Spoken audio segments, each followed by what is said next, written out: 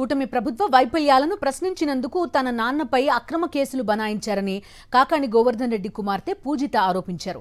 అధికారం ఎప్పుడూ శాశ్వతం కాదనే విషయాన్ని గుర్తుపెట్టుకోవాలన్నారు ఆమె. నెల్లూరు జిల్లా పొదలకూరు పట్టణంలో పర్యటించిన ఆమె రామలింగేశ్వర స్వామి ఆలయంలో ప్రత్యేక పూజలు చేశారు. అనంతరం కాకాణి రమణారెడ్డి విగ్రహానికి పూలమాల వేసి నివాళులర్పించారు. ఆధారంతో అరెస్ట్ చేస్తారు, ఏముందని ఆయన అరెస్ట్ చేయడానికని నేను గట్టిగా నమ్ము. కానీ ఈరోజు ఏమీ ఆధారాలు అసలు కేసే లేదు. అక్కడ కేసులు వేశారు, వరుసగా 4 పీటీ వారెంట్లు వేశారంటే ఇప్పటికీ 4 కేసులు అయ్యాయి, 3 పీటీ వారెంట్లు అయ్యాయి. ఏంటని ఇంకోటి కూడా రెడీ అవుతుంది, దాని తర్వాత ఇంకోటి కూడా రెడీ అవుతుంది. జైల్లో పెట్టలేరు.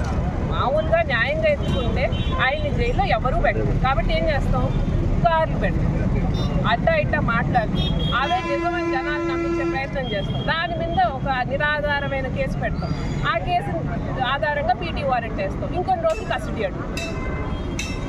ఆయన ఏమన్నా దొంగ నచ్చలేట ఇన్ని కేసులు రావడానికి? కాబట్టి మీరు ఇష్టం వచ్చినట్టు చేస్తున్నారు. రేపు అధికారం అనేది మారుతుందని ఎప్పుడు ఒక దగ్గర ఉండదు. అప్పుడు మీరేం సమాధానం చెప్తారు దీనికి?